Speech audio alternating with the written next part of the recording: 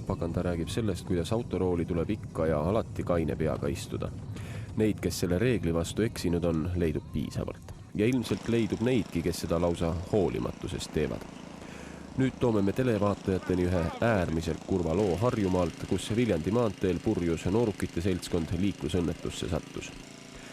Nii nagu meie seda lugu teame, tegid noored sõitu ühe seltskonnaliikme isa autoga. Kas seda autot oli neil luba võtta, seda me ei tea.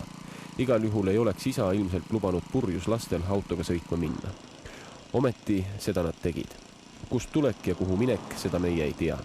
Teame seda, et ühel hetkel kaldus Raplast Tallinna poole sõitev auto ohtlikult paremale, kaotas juhitavuse ning põrkas vastu tee ääres kasvavaid kaski.